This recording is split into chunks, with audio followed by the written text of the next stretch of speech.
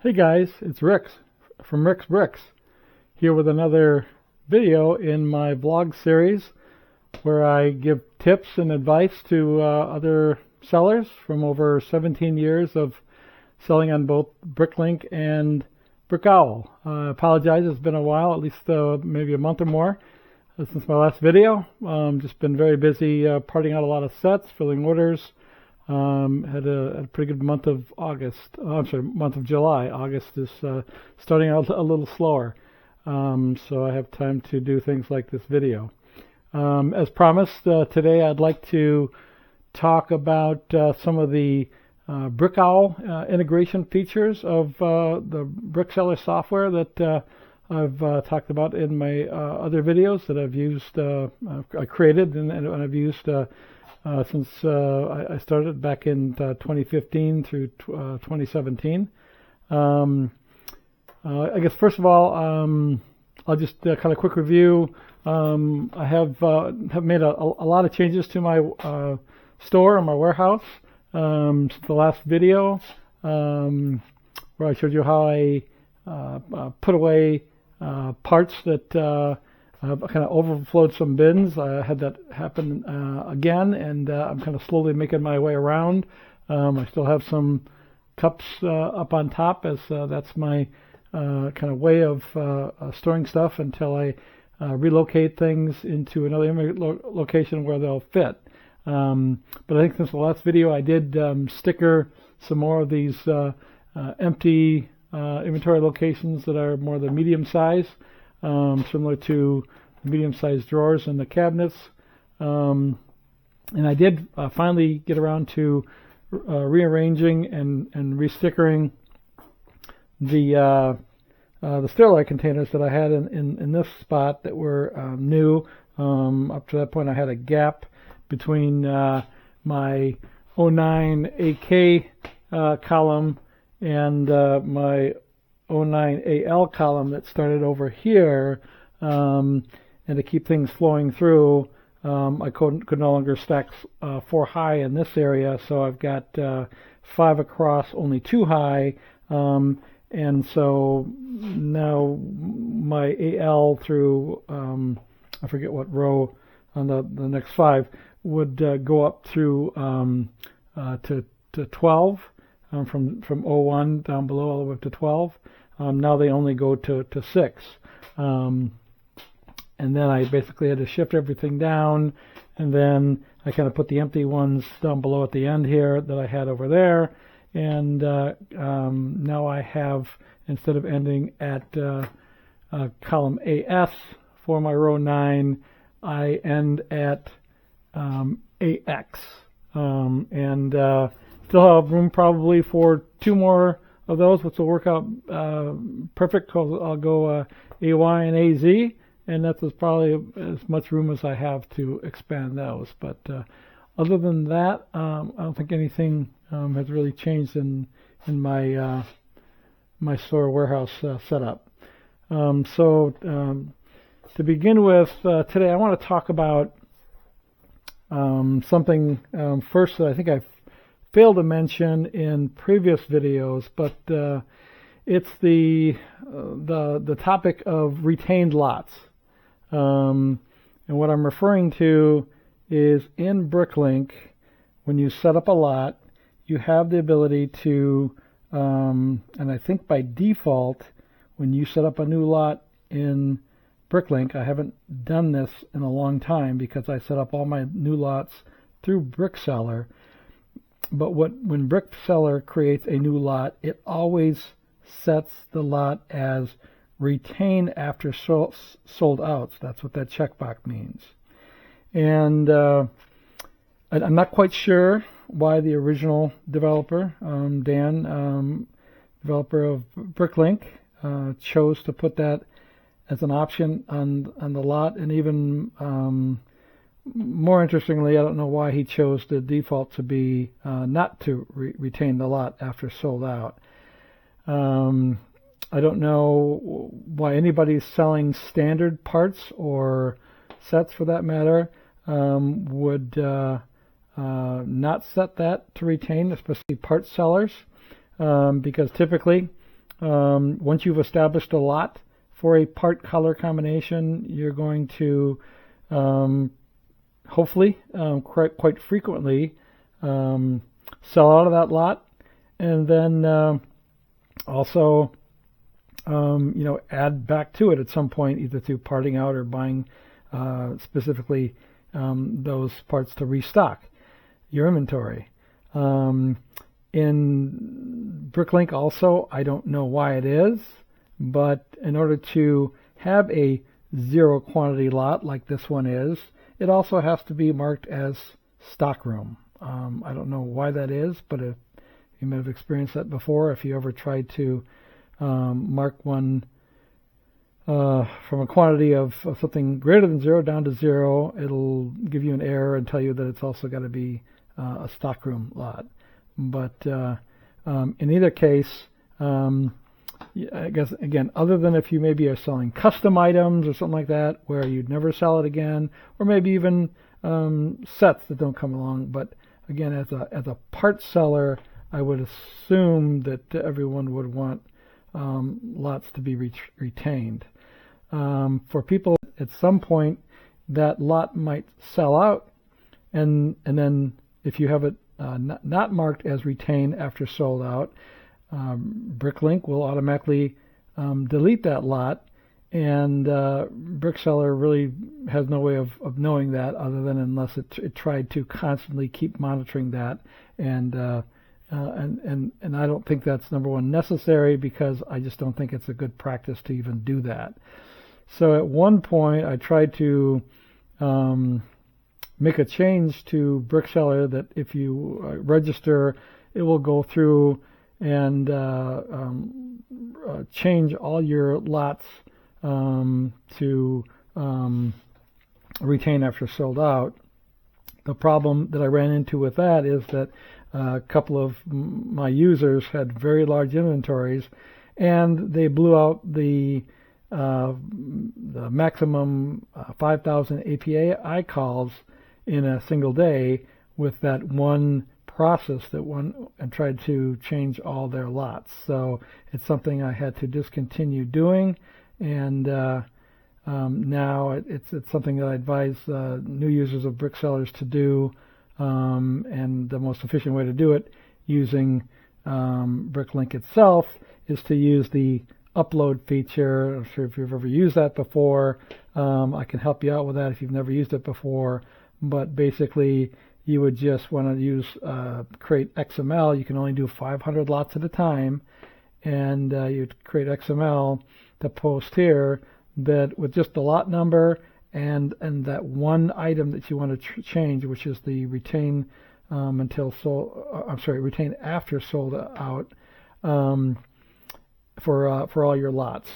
And once you've done that, then you would come back to BrickSeller, go to the Options tab, go all the way to the bottom, and then click on the Sync BrickSeller or BrickLink to BrickSeller inventory data, which will basically totally refresh your inventory data within BrickSeller. And by the way, you can do this at any time you would get out of sync. Let's say for some reason you're over on BrickLink and you're making some updates there for some reason outside of a BrickSeller, then again it would not be. If it's just quantities, it's usually not a problem, because when BrickSeller shows you the detail of one of your lots, it uses the API call to go out and get the most recent quantity anyways.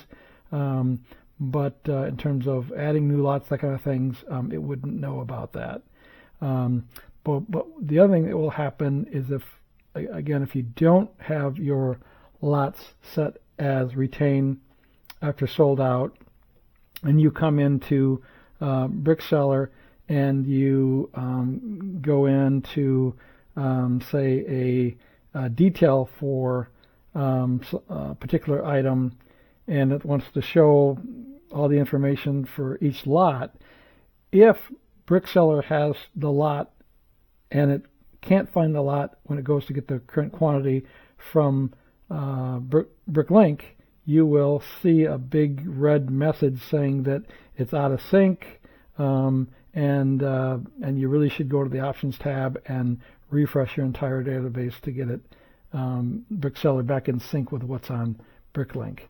But again, having said that, I would much prefer a user go and update all his lots, and because any lots that they add through BrickSeller, which I recommend that they do from that point on, it will automatically set that that option as retain after sold out. And the other reason, I guess the reason why I want to bring this up now is that because this becomes even more critical if you start selling on Brick Owl. And if you sell on BrickLink and you sell parts and you're not selling on Brick Owl, I highly encourage you to do so. I don't know, my percentage of sales on Brick Owl versus BrickLink has steadily gone up in the, I don't know, 5+ years that I've been selling on Brick Owl. And the main reason is because, let's say you establish a lot on BrickLink, your quantity goes to 0, the lot remains on BrickLink then, and your link, which is your lot number, to the same lot in Brick Owl is still intact. So if you start selling on Brick Owl and you don't have a lot set as retained after sold out, if it sells out either way on BrickLink or Brick Owl, it's going to, whatever you're using to sync them, it's going to get zeroed out, and now it disappears on BrickLink, but it remains on Brick Owl because there is no such feature. If you use the BrickSync or maybe some of the other syncing softwares, it will eventually look and delete it on Brick Owl. But again, why, as a seller, would you want that? Because one of the great things about Brick Owl, and something that is a feature enhancement to BrickSeller that I'm going to add, is this thing where you can, if you've ever done this, looking at one of your Brick Owl lots, if you click on the history button, if you normal only shows you everything collapsed, the history just adds on the history of a lot. But the cool thing about this is you can see from the when you first started the lot to each time you've changed the quantity, each order that's come in that affects the quantity, gives you the order number and the user that ordered that item. It just can be handy to kind of see how often there's activity, especially orders on a particular lot. If you're using continuous price change feature within BrickSeller, you'll also see many times where the price has been changed. There was one here in December 2022, another one in June of 2023. So you'll also see your price changes throughout time.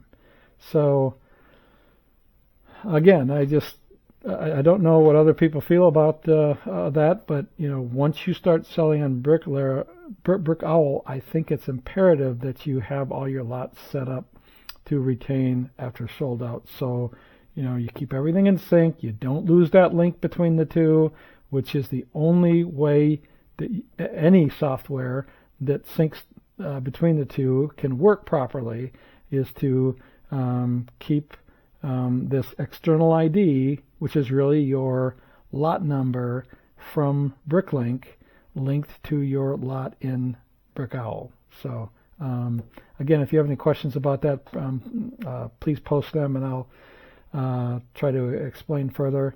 Or if you're maybe just not even familiar about that feature over on the BrickLink side, it is something that you want to become familiar with. So, having said that, let's start talking about the Brick Owl features, integration features of BrickSeller. To start off with, I mean, obviously, in order to have BrickSeller maintain your inventory and process your orders from Brick Owl as well as BrickLink. It has to know your API key on Brick Owl. I don't know. I don't think I took the time to bring up or look at Brick Owl in a long time how you actually get your API key, but it's pretty simple. On the BrickSeller homepage, I do have a video that is more of the tutorial video that talks about all the Brick Owl integration features, and I believe that shows you where you go on Brick Owl to obtain an API key. But again, if you don't, you still have questions, can't find it, post a question, and I can point you to where you go to do that. It's quite simple in Brick Owl. The beauty of it is that unlike BrickLink, which uses a very old-fashioned API security mechanism called OAuth 1, that's why on the BrickLink side you have these 4 separate keys. Most APIs in modern times, as these are, use what's called a RESTful interface to their API, and that requires one single long crazy key. And oh, by the way, these aren't my actual keys. I've kind of deleted some because I know I'm showing this on video. But when you if you do get your Brick Owl Store API key, then you would come to this Options tab, and initially, when it's blank, you won't see this Sync Orders with Inventory option, and that's because I want to first have you establish your links with BrickSeller, verify your API key, and then as a next step, if you want BrickSeller to also sync your orders with your inventory versus using something like the original BrickSync software, which I believe now is no longer supported, or BrickPacker or BrickFreedom, I'm not sure why you would want to do that and pay 1% of your sales for just that feature within those 2 pieces of software when you can do it in BrickSeller. It just comes with a feature as part of your normal subscription fee. But again, I want to give everybody that option. If they're comfortable using one of those other tools, already are using those other tools, then just never come back and check that checkbox, and obviously you got to click Save. If you do decide to use that feature, just remember that from that point on, any new orders you receive on either platform is going to update your inventory on the other platforms. So please, at that time, stop using the other, or disable somehow or whatever, stop using any other software to do so, because you may end up getting your inventory decreased twice, and then it'll get totally out of sync. So that's just a little warning there if you want to use that feature within BrickSeller. But once that's been verified, BrickSeller will download, I think, the last 30 days of your Brick Owl orders. But in case you are trying to sell on BrickSeller for the first time, Brick Owl for the first time after selling on BrickLink for a long time, and you haven't used a tool like BrickSync or BrickFreedom or something like that to establish all your lots, or at least as many as it can, on Brick Owl, then you can use a feature within BrickSeller also at the bottom of the Options tab. And the last one here that says sync your Brick Owl inventory to your BrickLink inventory, and that'll pop up a separate window, and it's a long running process to do this, depending on how many lots you have, and in the end it'll show you, and I believe the tutorial video that I have out there on this at the homepage for BrickSeller. Well, let's just double check here. Go to the homepage, and yes, Brick Owl integration. This one is the one that you will see a lot of a little more professionally done a demonstration video or tutorial of how that's done. So I'm going to go back over to the main tab here and go back to options. But look again, if you use that feature at the bottom here to actually load up from BrickLink all your lots, at least that there are compatible items on Brick Owl. And again, Brick Owl is not have as complete of a catalog as BrickSeller has, but they're slowly catching up. You can use this feature to first establish all your lots on Brick Owl, so that you just automatically then have everything for sale also in at your Brick Owl store.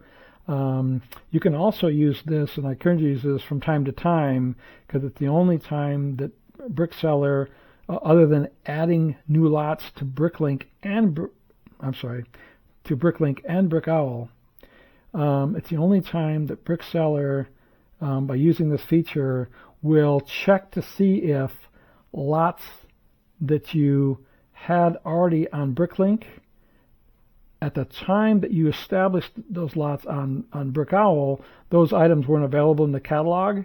At that time, it'll check to see if it's available, and if so, it'll add it as a sellable item in your Brick Owl store.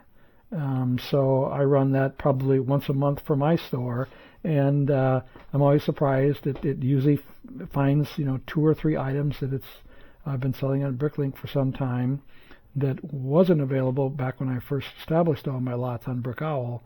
Now it's in the Brick Owl catalog, and now it can be entered as a lot in Brick Owl for sale. So long story short, that is something you can do if you are first starting out or selling on Brick Owl, which again I encourage any part seller to do. It's fairly easy, especially using a piece of software like BrickSeller, as you'll see, to manage your inventory on both BrickLink and Brick Owl, as well as processing your orders seamlessly on both platforms using a single interface that is in BrickSeller. So I don't think, let's talk about inventory management. I don't think there's really anything you would ever see in BrickSeller that's different.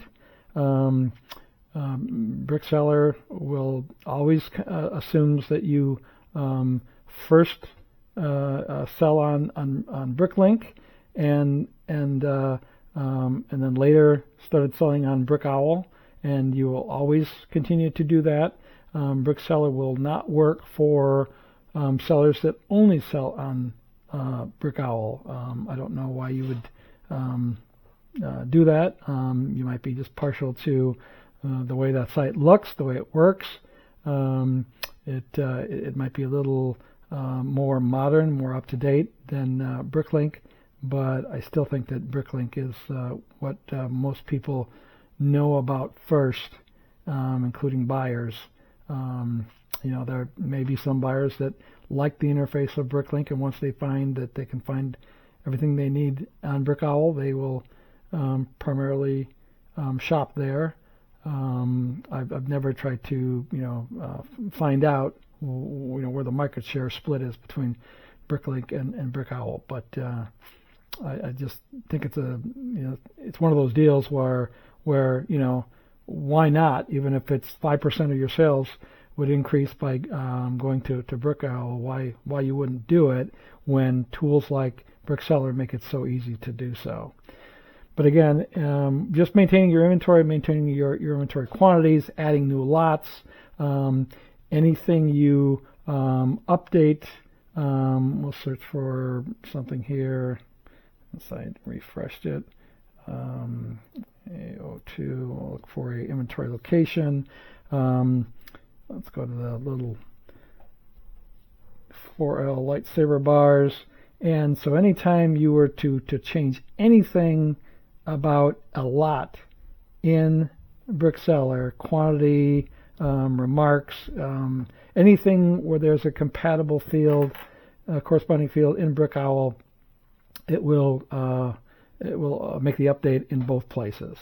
So really, there's no reason to see anything different in BrickSeller. It takes care of all that behind the scene things of being different platforms and different lot numbers and such. It keeps that all in sync. And if anybody's not aware, again, it's the BrickLink lot number that's the glue between the two. Other than that, quite a few things over on the Brick Owl side are quite different for items.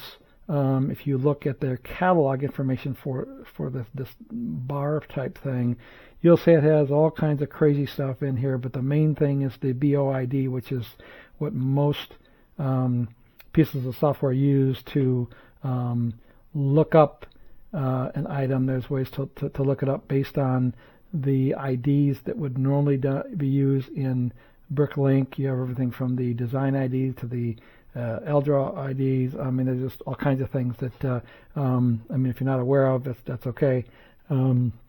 Most of the software tools out there, including BrickSeller, kind of have that lookup stuff already figured out. I have to warn you, however, there are some bugs with that lookup process, some data that isn't quite right, and sometimes you'll add an item to BrickLink, and then I think this is in any software you use. Excuse me. You might find that it successfully adds something on both platforms, but for some reason the design ID or whatever way it's looked up, and then there's several techniques that are used to look up an item via the Brick Owl, excuse me, the Brick Owl API. That, just once in a while you'll find that the item on Brick Owl, excuse me, will not be the same one. Okay, sorry about that. I had to go quick get a drink. Hopefully it'll be better now. So again, there's really nothing you would notice any different while maintaining your inventory in BrickSeller as far as any different, sorry, here I go again. Any differences that you would see between on BrickSeller, or any differences between Brick Owl and BrickLink. One thing I guess I should point out is that while maintaining your inventory, you'll always see the BrickLink color names. You'll see in a moment when I show you some order detail. If it's a Brick Owl order, I show you the Brick Owl colors. If it's a BrickLink order, I show you the BrickLink color names. It may be something that I make an enhancement in the future that allow you to always show you in both cases the BrickLink color names, but for right now it's only one.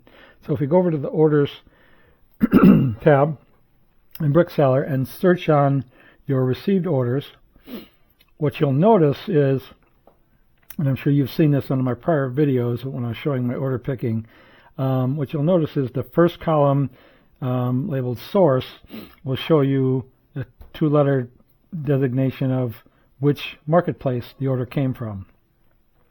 Obviously, you would know that also based on the order numbers, in that Brick Owl chose to always use looks like a 7-digit order number. I'm not sure if that was one of their ways to of showing you that, oh, we're not a brand new platform, or disguising that. Whereas BrickLink has been a sequential order number, I believe, since the beginning. I can't be certain of that, but a lot of people like to kind of keep track of how far the order numbers have increased in sheer numeric value as time has gone by. But other than that, you see everything the same. The only another thing you'll notice that's a little different is I show the status as it appears in Brick Owl differently from how it's shown in the statuses in BrickLink. One of the things that and I'm describing in a prior video, when you search for your received orders in BrickLink, I show you pending and paid orders so that you can do your non-instant checkout orders, pick those, and then do the invoicing. That's not a concept that's in Brick Owl. Brick Owl is only an instant checkout marketplace, so the only status that I will show you are the payment received status orders ready to be picked. Obviously, if you search on any of the other criteria or any other types, I don't have individually the statuses of all these statuses are from the BrickLink side. If you use these, it'll try to make a corresponding match to the ones that make sense on the Brick Owl side, but I don't think a lot of people search on other statuses in BrickSeller. Usually they use it for picking orders. Not to say that you can't do some research on an older order and just enter in the order ID or search by date, but I don't think people use a lot of searches by status in BrickSeller. So by just not entering anything on BrickSeller and searching, it always assumes you want to go into picking your orders, so it only shows you the orders that it thinks have not been picked yet. So as you can see, this is a Monday the 14th. I already picked my orders this morning from the weekend, but I've gotten a few more orders since then. So I've got 2 from BrickLink, 2 from Brick Owl.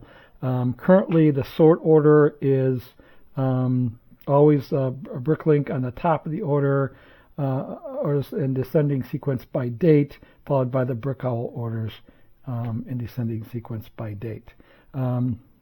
But if we look at the picking side of BrickSeller, this is no different between a BrickLink order and a Brick Owl order. About the only thing you might see, even though it shows -1 as batch 1, and that's really only meant to be used for orders that people on the BrickLink side, you can enter an order in multiple batches before you actually submit it. BrickSeller will show you those, the order number with a dash and then the batch number. On the Brick Owl side, you'll only ever see a batch of 1 because it's not a concept.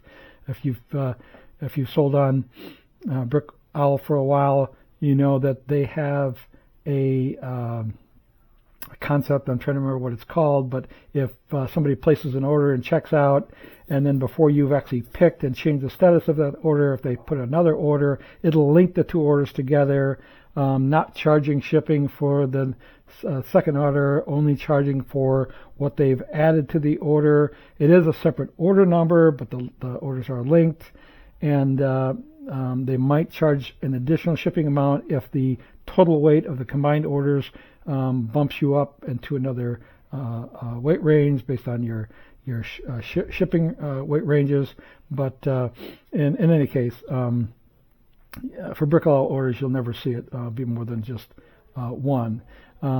It still shows you a lot at a time, or I should say an inventory location at a time. If there's multiple lots, it'll show you those, but it's only one inventory location at a time based on the remarks. I know the field is not called remarks over on Brick Owl, but just for consistency's sake, that's anything you put in your remarks columns will end up in the, I forget what it's called on the Brick Owl side, but it's not remarks, but everybody uses it for the same purpose, which is to record your inventory location. So everything else works the same way, with the exception of on the BrickLink side, BrickLink orders, you can use BrickLink if it's a pending order and you put all your shipping methods, shipping weights and shipping prices in there. It'll automatically, if you put the weight at the end of the order after picking it and update it, it'll actually calculate and enter or update the shipping amount in BrickLink for that order. So that's about the only thing that I can think of at the top of my head where you would see something different, but that's way at the end of picking the order. Other than that, everything is the same in terms of it shows you the ordered quantity. If you were to be short on something and you enter a quantity that's less as you're going through it, when you get to the very end, it'll give you the same formatted list of items that you are short on, and it'll give you a kind of a short message at the bottom with a total refund already calculated for you that you can use to, and there's a link to, if it's a Brick Owl order, it will open up the order and pop up a new tab and open up the order in Brick Owl, in which case you have to, I think, click on the top of the order to send a customer a message, and then you can cut and paste that list to the customer and send them a nice message telling them that you're very sorry, but you're short these items, and if they, in this case, I think I say if you still want to proceed with the order, this would be the refund amount, and give them the option of maybe changing the order, ordering something more, or in some cases, if it's only one or two items, they might choose to cancel the order. So that all works the same, regardless if it's a BrickLink or a Brick Owl order. No other really differences, again, other than you would see, I think from the list, I selected the BrickLink order. So here's the Brick Owl order, and you'll see instead of dark bluish gray, it's dark stone gray. So it's using showing you the colors and descriptions from the Brick Owl side of the order, and that's just information that comes from the API when you actually get the full list of items back for a given Brick Owl order. All right. I can't think of anything else, but as you can see, it's pretty seamless. You don't really need to go.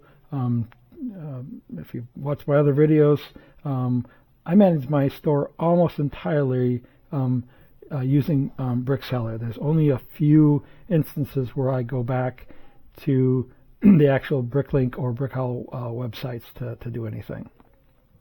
The other thing to keep in mind is that if you use the one of the features that I haven't talked about much yet, I don't think, Brickseller has a continuous price update option, in which if you, among all your other price guide options that are used for defaulting prices, like when you're parting out sets or adding new lots via Brickseller, one of the options here is a checkbox for continuously updating your prices.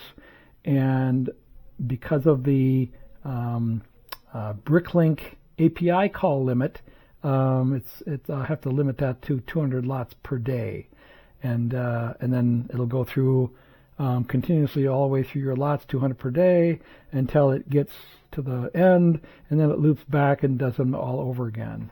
So again, depending on how many lots you have in your inventory, it can take several days at 200 lots per day.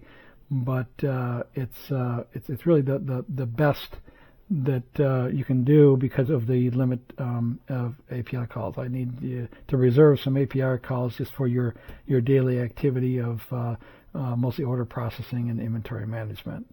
But I guess what I want to point out is that if you use this feature, obviously when BrickSeller updates your prices on BrickLink, it will also update the same prices on Brick Owl. I don't know why you would want to have other prices that are not in sync with your BrickLink prices. If you do, then BrickSeller is not an option for you because even if you update your prices on the individual lot detail screen within BrickSeller, it's going to update that price on your BrickLink lot and your Brick Owl lot, assuming that you have the lot on both marketplaces. So that's the other thing I wanted to point out. But other than that, I can't think of anything off the top of my head. If you can think of any other issues or questions you have about how BrickSeller handles your data on both platforms, please post them. And I think that's it for today. I think next time I want to show you some of the inventory charts and graphs features that I've been working on that I just recently deployed. I have also working on some new that there's already one set of charts on your orders. Well, I'm going to show you here because this is interesting to this conversation. The graph currently will show you the last, I think, 12 months. The newer version that I'm going to come out with is going to show 13 months, so you can kind of see the current month that you're working with, what you did that month for last year. I realize now that was something I should have included in this graph after starting to work on some enhancements. But there's going to be several other graphs. Most of these will have one graph on top that's by dollar amount of sales. And again, this is excluding shipping costs. I know a lot of people track and report and do things with their gross sales, but I just don't think that's a good picture as shipping costs go all over the place. Different regions have different shipping costs. I think a better a way to see your sales and track your sales and your progress, or lack thereof, is by only looking at the dollar amount of the items that you actually sold. So the top graph will show that. The bottom graph just shows your part quantities that you've sold. So you can kind of see it at kind of both views of your sales. But in this case, it's a stacked bar graph. One of them is the blue is your BrickLink sales, the Brick Owls, your Brick Owl sales. If you hover over each one of those bars, it'll kind of show you the breakdown between those two. So as you can see from this month, they're quite similar. If you look back at prior months, you can see that in some cases they were pretty even. In other cases, it's a much smaller percentage. But I can tell you that it has grown as a percentage of my overall sales. The Brick Owl percentage has, and the graphs that I'm working on will also include one where you can just show your total without the breakdown. It'll be the same bar, it'll just be solid, but In any case, I think that's what I'll target for my next video after I finish the enhanced charts for orders, the ones for inventory. I've completed those. There's quite a number of them, and depending on how big your inventory is and the types of items that you sell, some of those charts are going to be more useful than others based on that. But I think you'll find them kind of fun to kind of look at your inventory as it's grown, as it fluctuates each month, or your additions plus your subtractions due to sales. It'll all be visible. But in any case, until then, thanks again for watching.